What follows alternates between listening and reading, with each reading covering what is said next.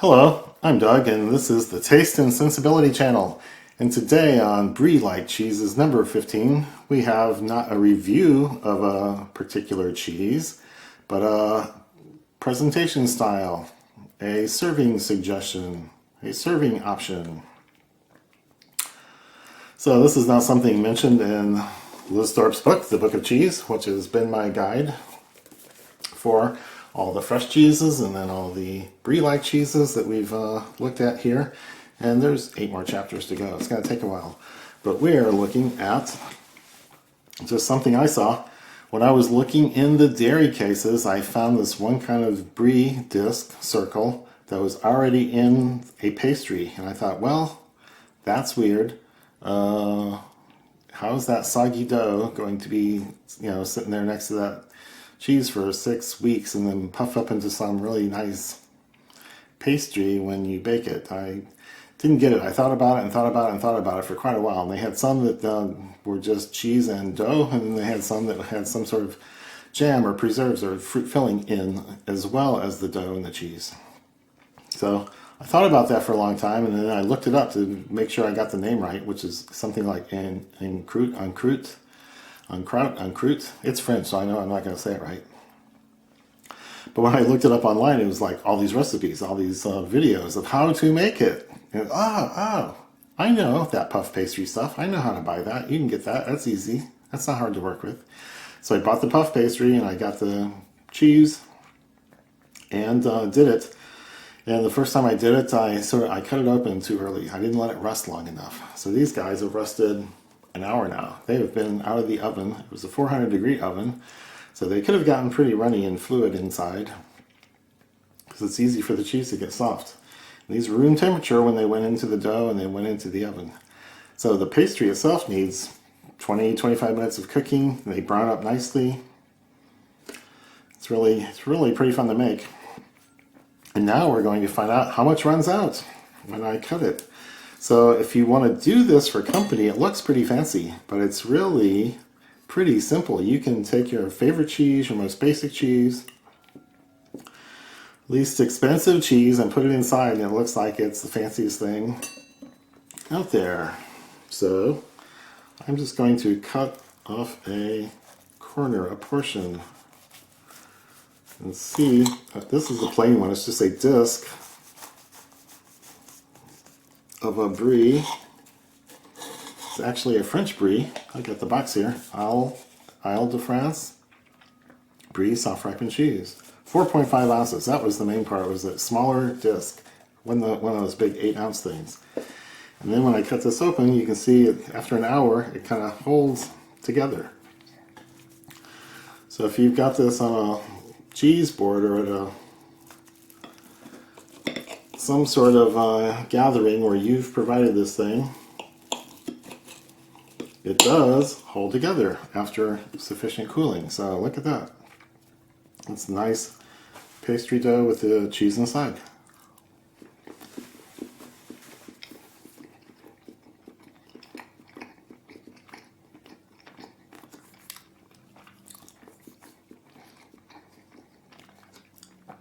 So the dough is very plain.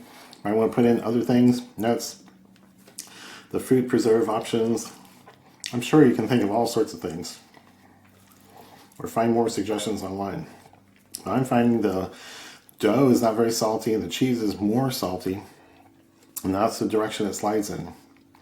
So you can put in sweet things or savory things and get lots of different effects. So yeah, the cheese is saltier than the dough. Dough is pretty fluffy, and you see all the layers popping out.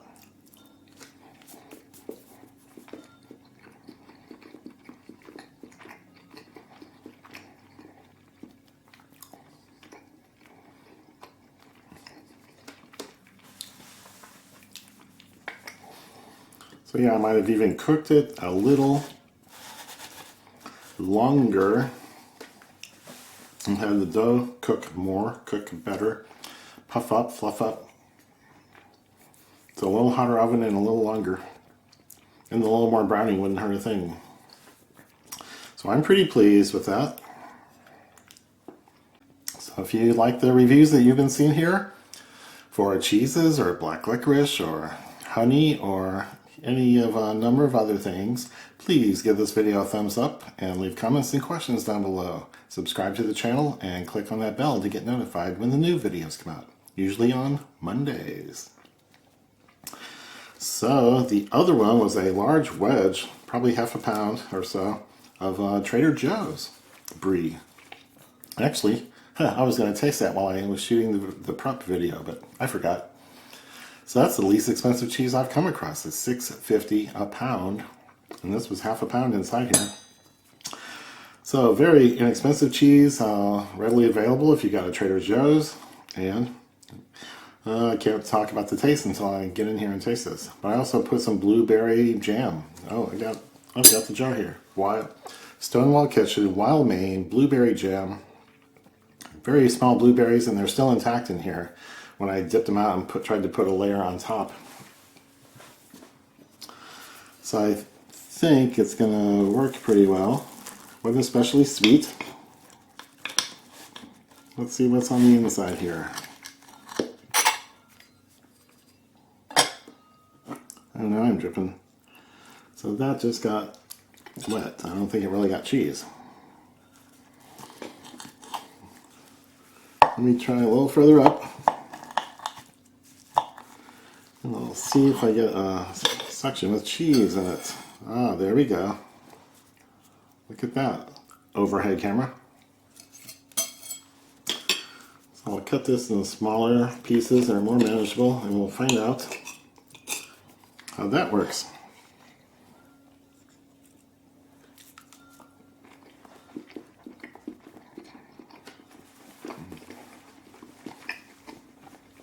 Good combination. The dough is nice. It's a chewiness to the cheese. A little sweetness and fruitiness from the jam. The jam was not very sweet. Blueberries were still in there. Not especially tart either. It was just nice and fruity. So I'm not getting enough of a cheese taste to comment on the quality of the cheese or give it a review. Blueberries is a very nice accent. It's not sweet, it's not overwhelming, it's just one of the notes.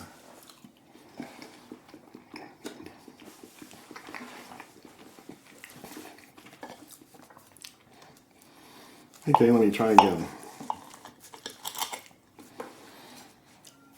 So if you've got a favorite type of food, there's probably some way to work it into this. Pepper jelly, different fruits, different nuts. I don't know, caramel, chocolate. I'm not sure why these things would not go into a carefully thought out preparation like this. And I did sort of piece together the top here. And there were tiny leaks and tiny little fissures that opened up, but it didn't run out wholesale. It just was a tiny stream.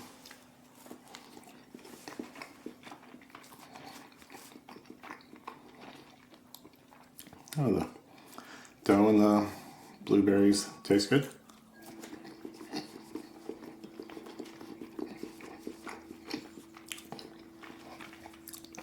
Okay, here's a bigger chunk of cheese. I'll see if I can get some of the cheese notes out of it.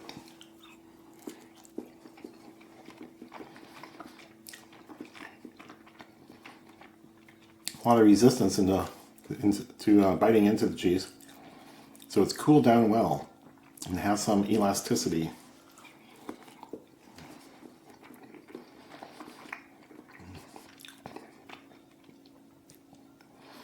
But the cheese flavors are not really popping out. The browned dough has a stronger flavor than you might expect.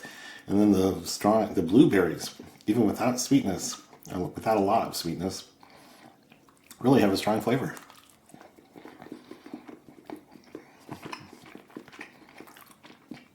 And that's really dominating the cheese. And for some people, that's probably what they want.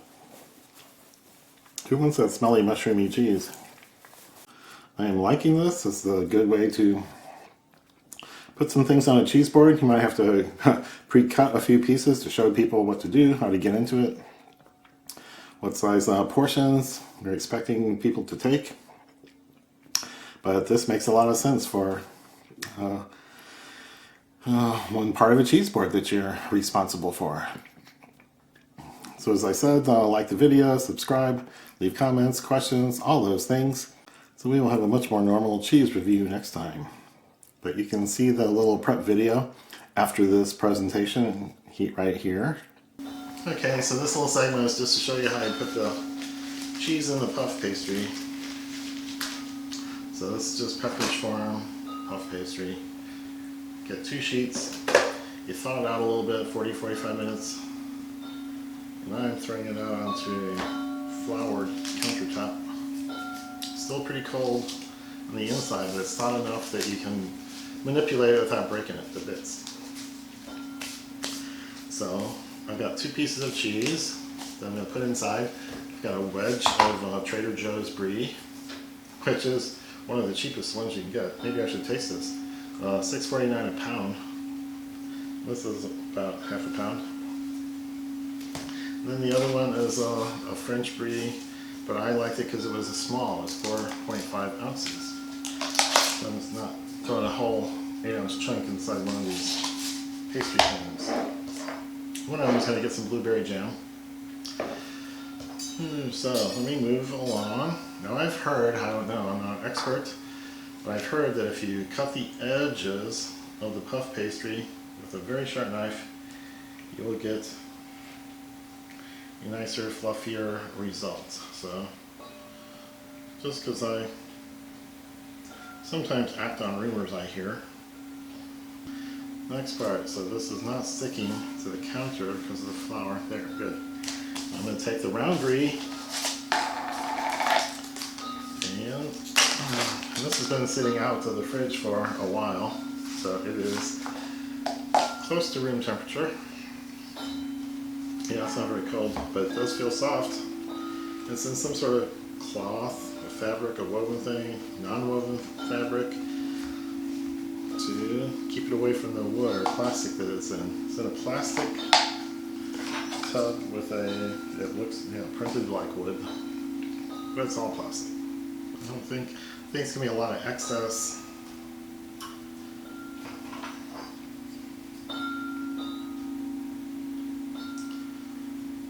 So I'm going to cut a bit off.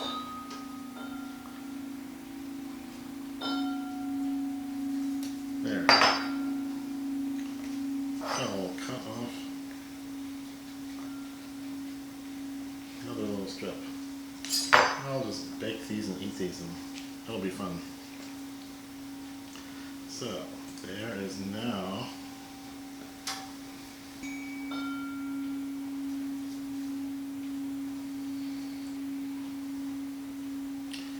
don't want too many layers.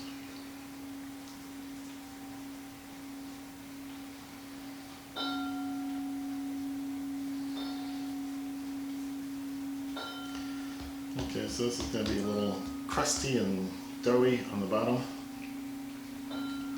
but there is the piece all wrapped in the pastry, and I'm going to bake it on a rack. So it's a stainless steel pan with a widely spaced rack, so all the surfaces will get cooked well. We'll have hot air and not be sitting in some sort of juice or mixture.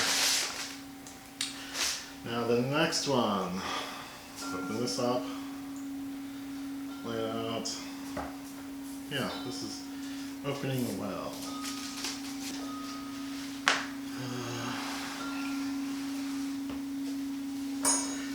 So this one, it's going to get the wedge of Brie, bigger round. All these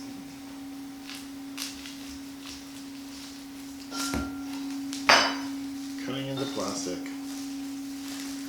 Okay, here we go. Oh yeah, that works very well.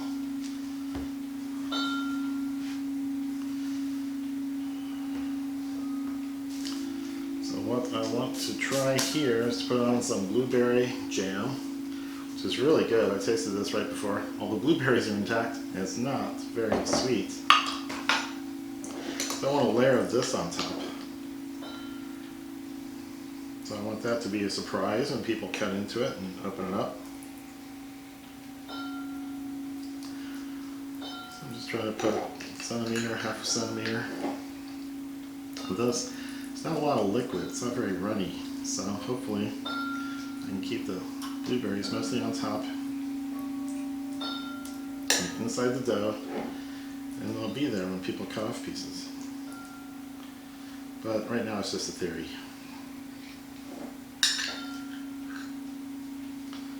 Yep. Yep.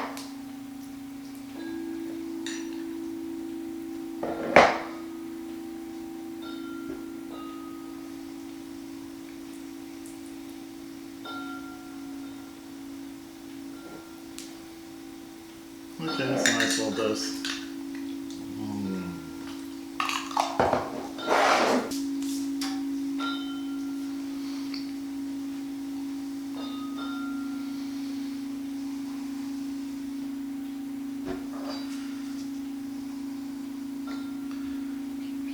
I'm getting rid of some of the excess. Nope, I'm not getting rid of too much. I'll save the pieces in case I need to repair or something.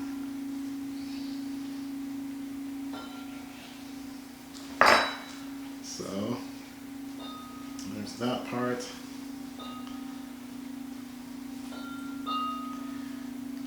You can see I'm just making this up as I go along.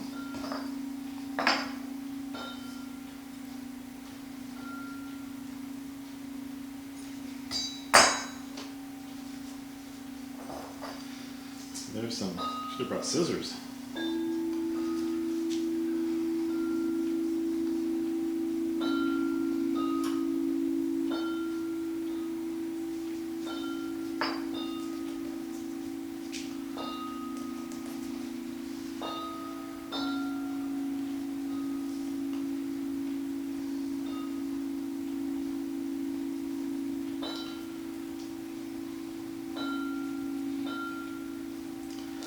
Pinching this together with the important points.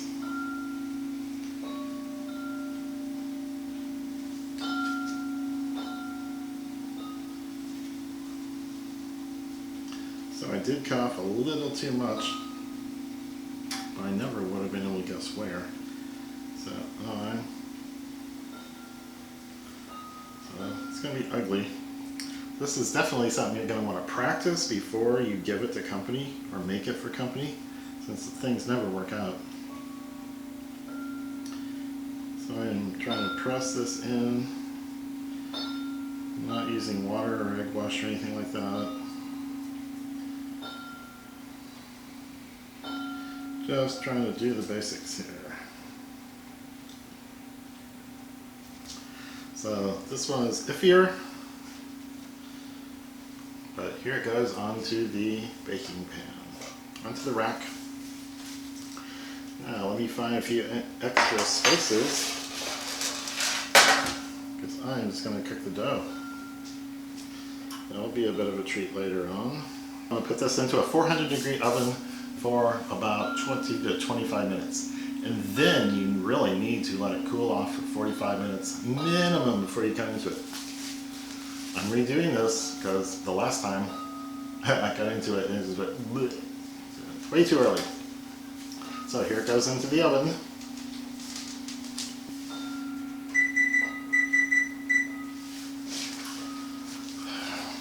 I'll be back. It's done.